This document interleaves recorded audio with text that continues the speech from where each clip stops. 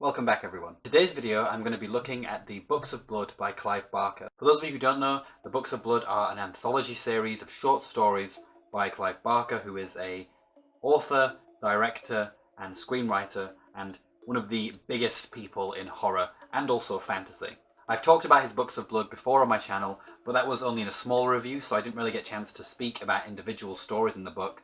So I thought it would be a really fun thing to do to celebrate Halloween and also to give a bit more depth on the Books of Blood, to do a tier ranking video of the short stories in the Books of Blood. I'm going to try to keep spoilers to a minimum, so if you haven't read the Books of Blood and you want to know a bit about the kinds of stories on offer in these books, because there's quite a lot, then you should be able to watch this video and don't have to worry about spoilers. And if you have read the Books of Blood, then I look forward to seeing how you guys would rank these in the comments below.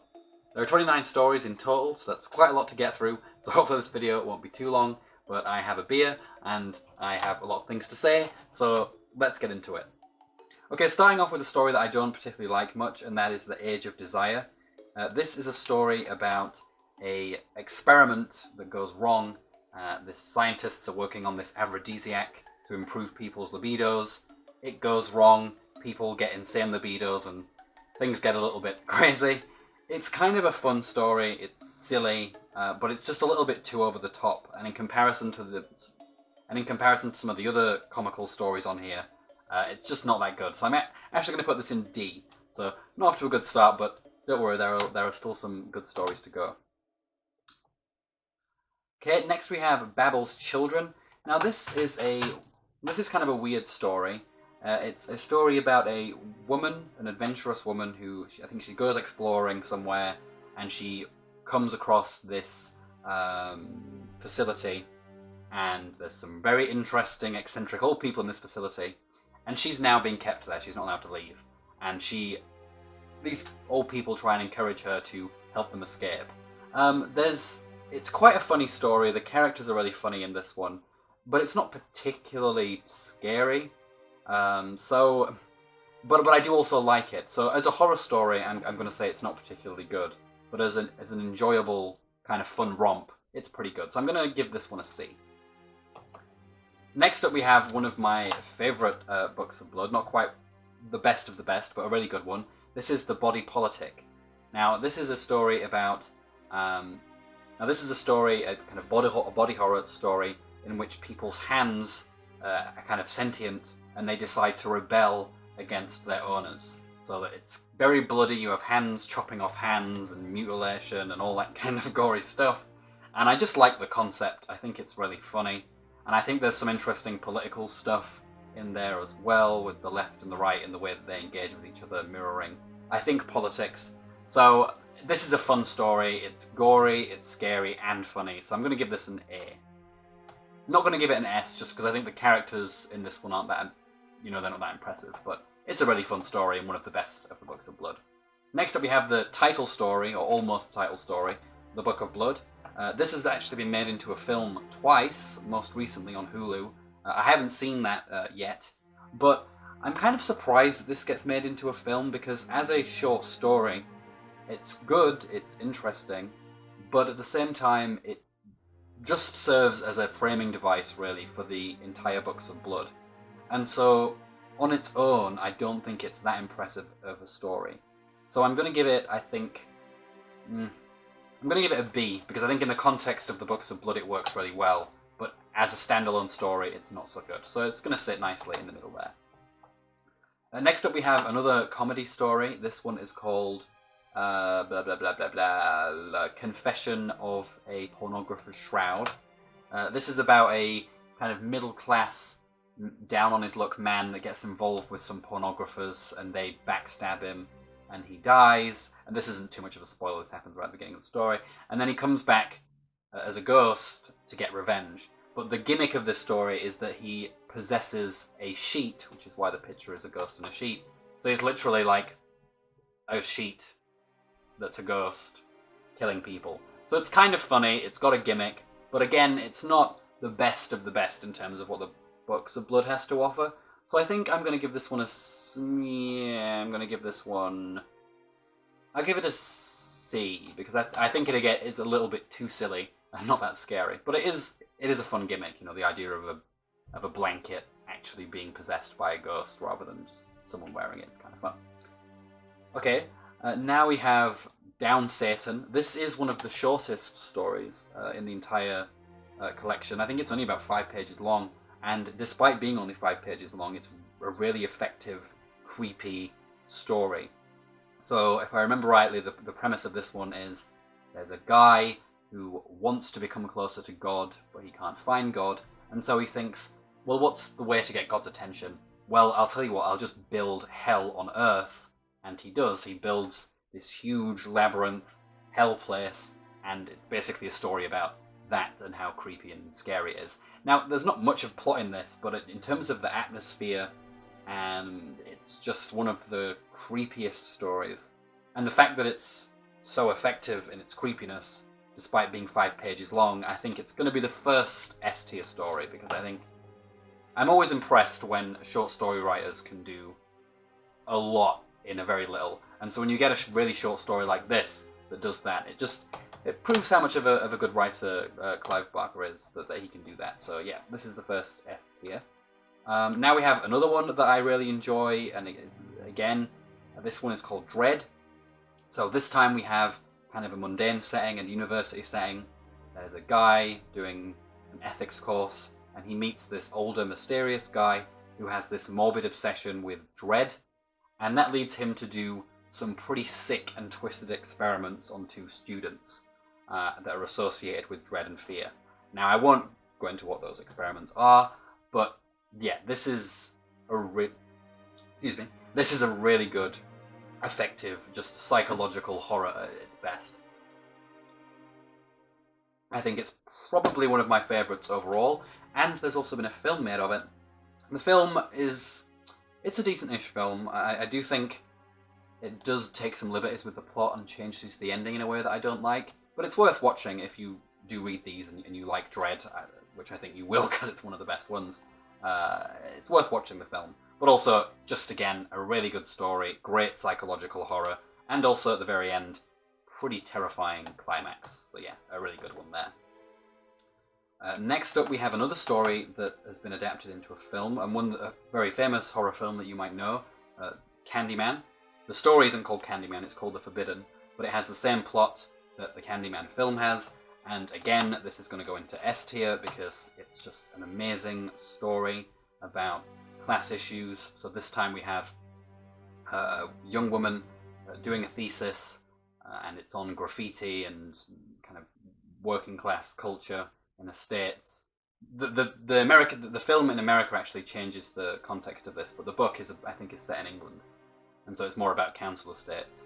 Anyway, and she goes to this place, she sees some really creepy graffiti, hears some grisly tales from people about the Candyman, who is kind of a mythical urban legend killer, and things happen, which I don't want to get into too much of what happens. But yeah, this is a really good horror story, and if you haven't seen Candyman, you should definitely watch Candyman. It's actually interesting looking at these books and seeing how many of them have actually been made into films. So yeah, The Forbidden, really good one. Candyman, also a very good film. Next on the list is Hell's Event. So this one it's a funny one again. It's more of a comedic story rather than a serious one. And I think of the comedy ones that I've said so far, this might be one of the slightly better ones. So this time we have a marathon that occurs every year, and during this marathon, Satan gets one of his representatives to run this marathon, and he has a deal with God, which is basically, if I win the marathon, or if my representative wins the marathon, then I get to take over the world. So yeah, you can see from the description there that this is a bit of a silly story. As silly stories go, I think it's pretty fun though, so I'm going to give it B, because again, it's not terrifying enough to really get higher, but it is quite funny. Although it's certainly not the best of the funny ones. That's going to come up soon though. Okay, the next one on the list is How Spoilers Breed. This is a story about some European mercenaries who invade some tribal lands, and I think they murder someone, and basically they get cursed. It's like a cursed story. And I don't particularly like this story because I find the protagonists are just very one-dimensionally bad, and so they're just kind of boring to follow. That being said, the curse and what happens to them is pretty twisted, and so for that reason, I'm going to give it a B. So some not so good characters, but some pretty good gore. So you know, you've got to give it credit for that. It is horror after all. Okay, next up we have. I have no idea what that picture is. Let's look at my note for this one. Oh, Human Remains. This is another one that I really like. So this one tells a story of a gay prostitute who is kind of pushing the end of that line of work because he's getting older, and he meets a archaeologist, and they go back to his, and it kind of has the setup of like, well, he's going to get murdered by this guy, but then actually it turns out to be weirder than that. This man has this weird statue in his house that he keeps in his bath, and some weird things go on. And then after this event, the guy, the prostitute, gets followed by a doppelganger who slowly seems to becoming more and more like him and taking over his life. This, to me, is one of the best stories, and the reason for that is that I think the characters in this one are really good, and the story itself, just when you have a horror story, when you just have dislikable characters, it can just be a bit boring because you don't care that much. Whereas in this one, I think the characters are really well done, and so it makes for a much more effective story, even if it's not too terrifying. But I'm going to set this one in A, because I think really good story, really good character, but not the most terrifying thing that you'll read in this anthology either. Next up we have, ooh, this one's one of my favourites. So this is, what's it called? In the Hills, the Cities. Now, this is a story about this two guys, a couple. They're on holiday, and they seem to be, the relationship seems to be a bit on the rocks. And while they're on holiday, they come across two cities, and these cities, every year, I think, all of the citizens pile on each other and tie each other together so that they become basically a giant, a leviathan, and they have this fight as like a fun thing that they do every year. Now, this is just an amazing story in terms of its concept. It's sort of I wonder as well if this was inspired by Thomas Hobbes, a political philosopher who has this idea of the Leviathan being kind of all of the citizens in a nation combined into like a monarch. And the picture of the Leviathan on that book is this guy who's made up of lots of individual people. And just using that concept and applying it to tell a really dark, scary story is just... it's really good. This is one of my favourites, and it's also in the first volume, so it's one of the first stories as well in the whole thing, and it's just perfect, imaginative, dark, scary. Just yes, it's probably I'm gonna put it at the top of S because I think it is probably my favourite of the whole bunch. Okay, now on to the next one. This one is the Inhuman Condition, I believe. Yes. No, In the Flesh. In the Flesh. Okay, this is another good one. So this one takes place in prison. There's a guy, I think he's in there for minor drug-related things, and he gets a new cellmate, and this cellmate is a pretty weird guy. He seems obsessed with So at this prison, there were some hangings, so back when we used to hang people, and this guy, his grandfather was one of the people that was hanged, and this boy has a very weird obsession with his grandfather, who seems to have some magical powers that maybe the grandson has, sorry. And yeah, some really weird stuff happens in this one. There's lots of body horror and transformations, but what I also like about this one is that there are direct links to some of the stuff that happens in the very first book in the collection, The Book of Blood. So I like this one because it kind of adds the sense that all of these stories are taking place in the same dark, twisted world and have the same mythology to them. So I like it for that reason.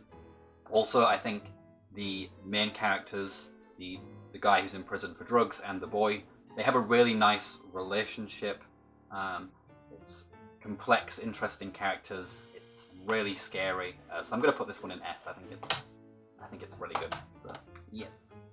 Now on to the next one, which is the Inhuman Condition.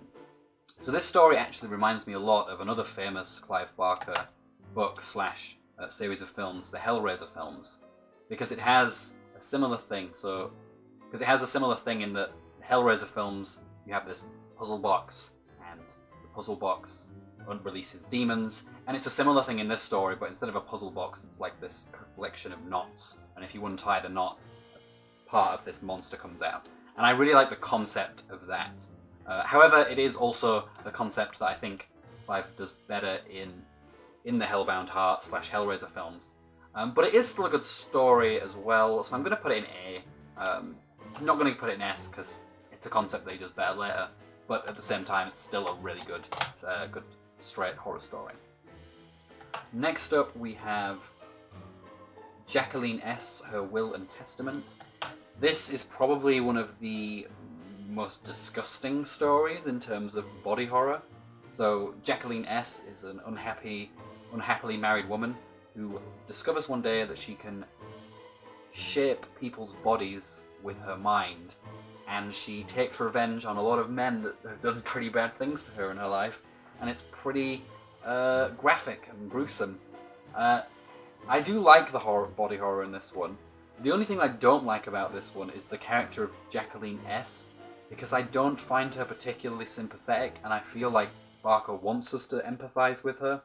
And towards the end of the story, I do, but at the beginning of the story, it just seems like she and her husband have a bad relationship because they've both been bad to each other. And so when she uses her... So it doesn't really justify her doing what she does to him.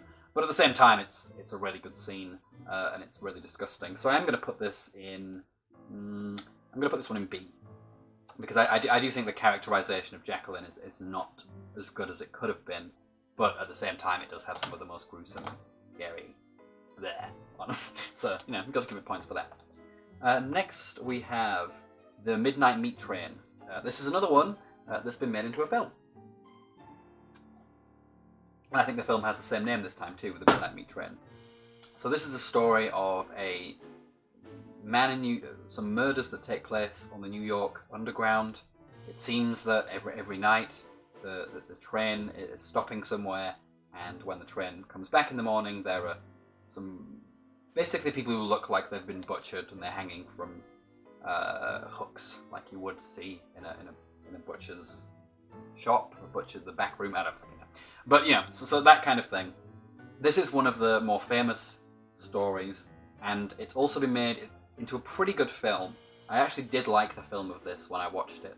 Probably my only objection to the film was at the end it kind of became a bit too much like an action film rather than a horror film.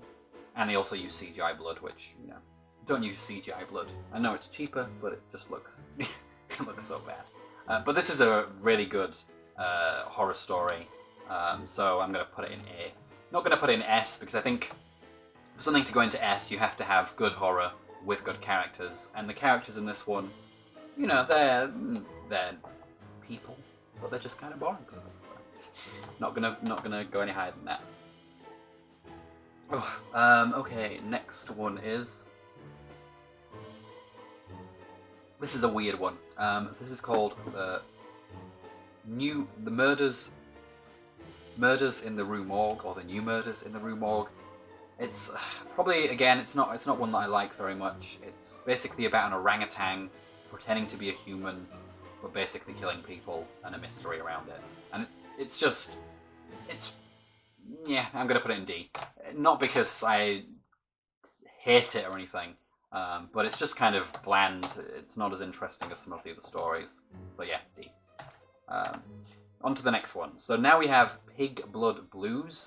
This is another prison story. This time it's a man who's I think he's working as a woodworker in a juvenile detention centre. And the people in this place are pretty weird. And there's something weird going on outside the prison, where there's a farm with a pig that seems to have a very nice taste for human flesh. This is a kind of... I like this one because it's not overtly funny, but the idea of possessed pig eating people, it just kind of is funny to me. So I'm going to put this one in A, because again, the characters aren't overly interesting, but I do like the concept. I do think the story is well executed, and I just think it's a bit of good fun. So yeah, we'll give it an A. Next we have Rawhead Rex, which was also made into a film, but Clive Barker hates this film so much I believe he disowned this film. I've not seen the film of it, but I am kind of curious because I do like a really cheesy, bad horror film every now and then. But I haven't seen it yet, but I will at some point, I'm sure. So this is a monster story about I think it's meant to be a phallic-shaped monster that awakens from its slumber and terrorizes a town. And I'm going to give this one S because it pulls no punches with the body count, and it's pretty gruesome in terms of who gets eaten by the monster and how, and it's a complete, like, it's just like a classic monster story. It's like Godzilla or King Kong, although King Kong's sympathetic a bit, but that kind of big monster going around terrifying villages. Yeah, it's not the most original thing in the world, but I think Barker does it with knowing that he's not trying to be original and just having fun. And his monster's pretty original and cool, so you got to give him points for that. So yeah, I'm going to give that S. And now on to the next story, which is Revelations. So this one is kind of like a dark soap opera.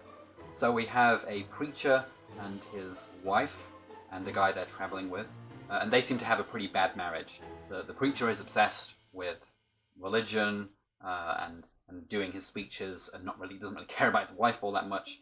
And his wife is struggling, I think, with depression and anxiety, and she takes some pills just to kind of calm her down, and her husband is like, you shouldn't do that, it's impure. So they have this kind of domestic relationship trouble, and they arrive at a motel on a rainy night, and also on this night, I think it might be because it's Halloween, I'm not sure, but on this night they arrive at this place, this motel, and there are also some ghosts there on this night.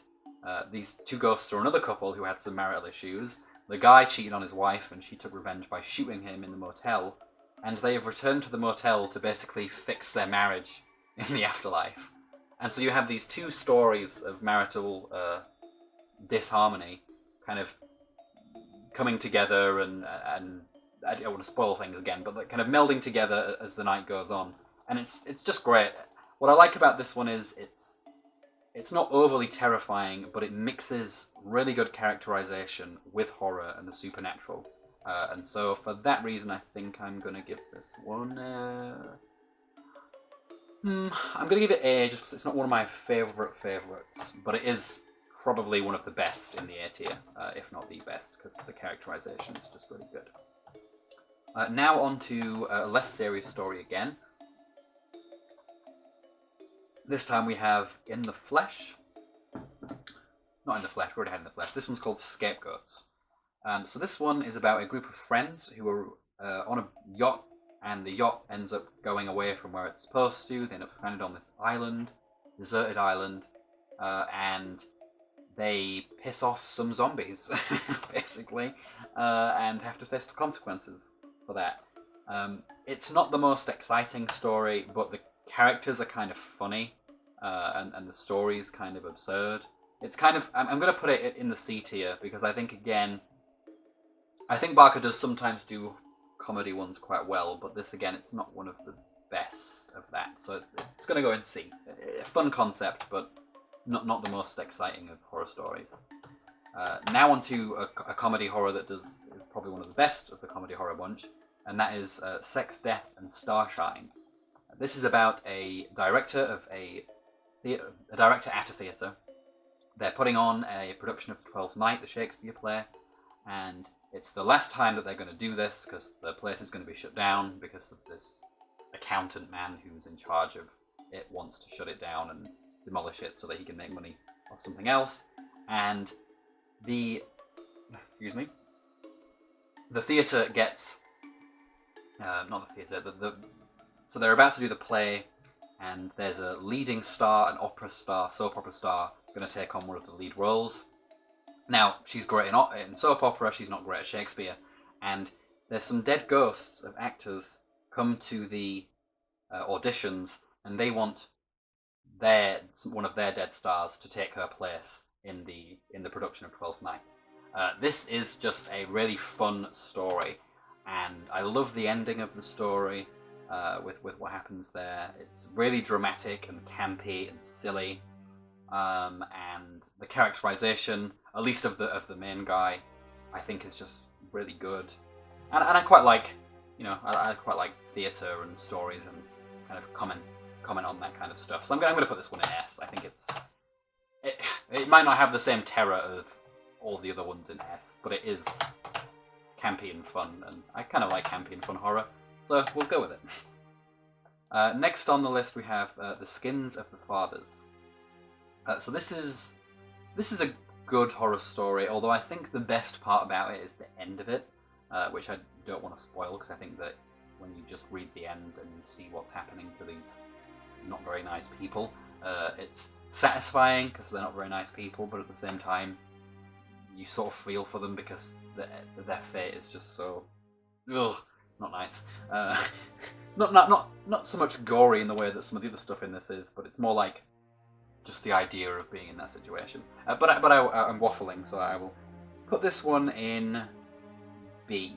Basically, this is a story about some monsters that come to a village, and the village is kind of has a rednecky vibe to it. It might even be that kind of village, and they just want to kill these monsters without even thinking about whether they're actually good monsters or bad monsters. They just want to kill them, and so they go, and it doesn't go very well for them. We'll just say that.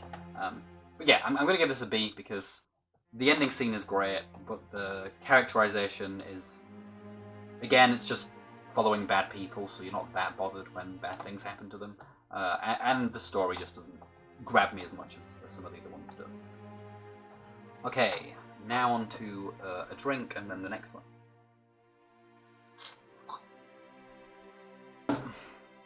Okay, so now we have Son of Celluloid.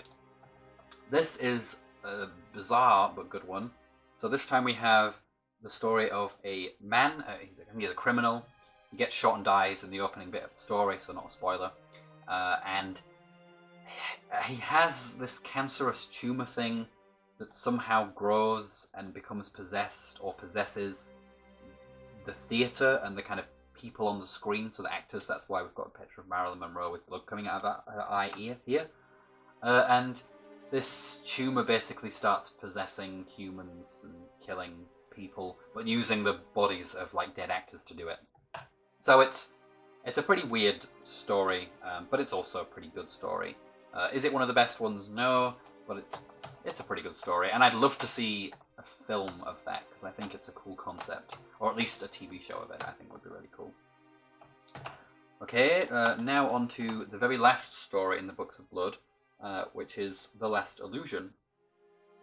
Also, one of the stories that's been made into a film.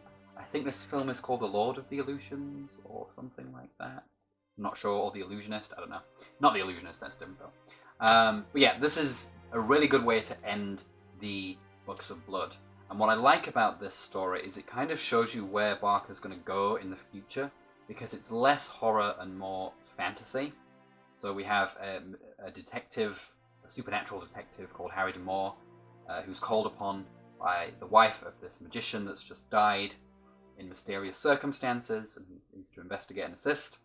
And it's just a really good supernatural detective story. And also, Harry D'Amour is a character who Clive Barker returns to in other works. I think he's in The Scarlet Gospels, which is the sequel to The Hellbound Heart, the Hellraiser book. And he's also in the Books of the Art, which are a trilogy. Only 2 of them are currently out, but a trilogy of urban fantasy books of Barker's. And I think he appears at the end of the first one and more prominently in the second one, I think. So yeah, it's cool. You've got this character who will occur again later, and seeing where Barker is going to go, and you can see that he's moving away from horror at this point. He's getting more into fantasy and magic, and I think that's really cool, as that's the last book that's kind of showing us where he's going to be going in the future. And it's also a really good story, so I'm going to put it in S. Okay, now on to the next one, which is The Madonna. Is this one the Madonna I did? Sorry, my camera died there. So, yes, this one is really dark, some great characters, and it's kind of like Dread in that it's just one of those really scary in like a more terror way rather than being the most gory of short stories. But yeah, it's a really good story and I really enjoy it. Now we have the Madonna, which is it's a good story. It's basically about a guy who buys the swimming pool complex, and there's these women/demon things haunting it that seduce the men, not because they need them, just because they want to, which is kind of an interesting take on that whole seductress type thing. Like, usually the reason why that happens is because they need the guy to mate, but that's not the way that it works in this. It's just they want to. So that's kind of a cool spin on that kind of thing. But again, the characters aren't all that amazing, and it's just one of the lesser stories, so I'm going to give that one a C. Next we have the Twilight at the Towers, which is a werewolf story. I do like this one, but it's kind of in the context of spies, and there's basically this. Well, I don't want to spoil the plot too much, but it's in the context of spies, which is kind of an interesting take on a werewolf story. You don't normally get James Bond as a werewolf, but it doesn't kind of do as well as it should. So I think this is probably going to go in D, because it's fine, but it doesn't, it's not the most original or unique or interesting one. And finally, we have a story that I think is definitely the best of the pure comedy stories. So this one isn't scary at all. It's the story of Yattering and Jack, and I think this has also been made into a TV episode of a kind of low budget TV series, so I don't know if it's worth watching, but the story itself is worth reading. So it's the story of the Yattering, which is a really small, kind of cute demon, I guess, or it kind of seems kind of cute because it's kind of ineffectual, and it has to terrify this man called Jack. Been ordered by Beelzebub to do that, and unfortunately for the demon, Jack is one of the most placid people ever. Most of the story is him just not being fazed by anything, whether that's his wife having an affair and him walking in on her, or the Yattering murdering his cats. He just doesn't care, because, well, again, you can find out why when you read it. But yeah, it's just a really funny story, and watching the Yattering get more and more frustrated as he's unable to actually do his job and scare the guy. It's just hilarious. I'm not going to put it in S, just because, again, it's not really scary, and I do think you have to have a little bit of fear to get into the S tier. But as comedy goes, as horror comedy goes, it's one of the best, and so I'm going to put it just under. Not that I'm really ranking these in individual categories, but I'm going to put it just there. Yes, so that is it. That is my ranking of the Clive Barker Books of Blood. This was quite fun, quite a different type of video for me, but I did enjoy it. Hopefully for those of you who haven't read the Books of Blood, this has kind of given you enough inspiration to go and read them. They're a great thing to read around Halloween. I read them last Halloween, and I read them again this Halloween for this video. And yeah, they're just really good, gory, scary, imaginative works of fiction, and they're just, yeah, you should definitely give them a read. Let me know in the comments below if you have read these, what you think of them, what are your favourite ones, and what ones would you like to see made into adaptions. As you kind of could see there, a lot of these have been made into either TV episodes or films, and I do think that speaks volumes for Barker's imagination, because these stories really would do well as part of like a horror anthology show, like we're getting with the Books of Blood on Hulu. So yeah, let me know what you think of the books. Let me know what ones are your favourites. But that's it for this video, so take care everyone, and I'll see you all next time.